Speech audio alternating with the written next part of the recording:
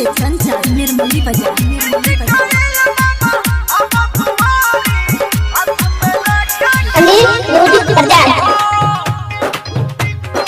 माँ कोसी recording studio Nirmali. बाबा विश्वकर्मा के महिमा भारी, बाबा विश्वकर्मा के महिमा भारी, ओकरे से चलेला दुनिया सारी।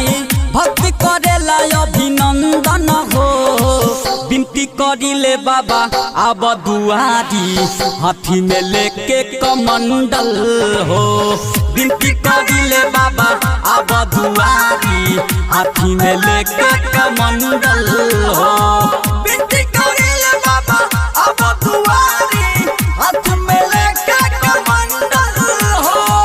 बाबा विश्वकर्मा के महिमा भारी, ओकरे से चलेला दुनिया सारी।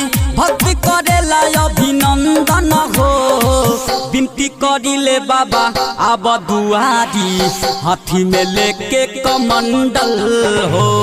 विनती करिले बाबा अब दुआरी, हाथी में लेके कमंडल हो। विनती करिले बाबा अब दुआरी, हाथ में लेके कमंडल हो। विनती करिले बाबा, विनती करिले बाबा, डीजे कंचन निर्मली बाजार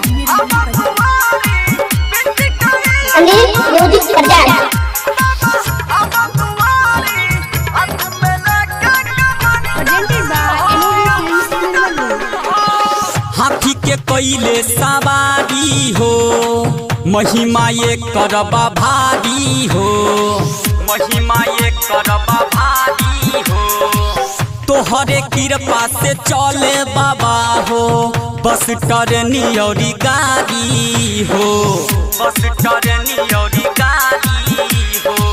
जिंदगी सवारू दुख से उबारू, जिंदगी सवारू दुख से उबारू।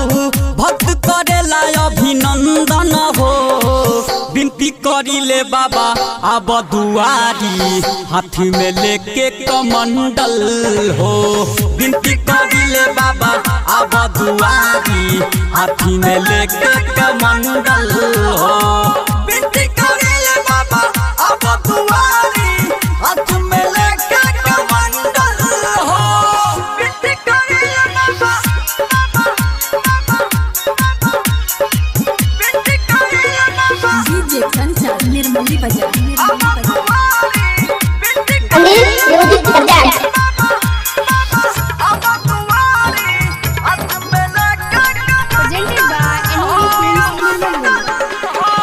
मथवा पे शोभेला मुकुटवा हो, अनिल के लिखल भजनवा हो, अनिल के लिखल भजनवा हो।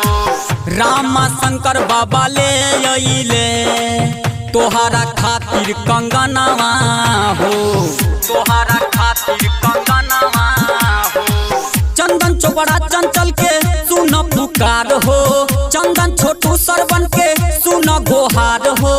दिनेश निर्मलिया करे भजन हो, विनती करिले बाबा अब दुआरी, हाथी में लेके कमंडल हो।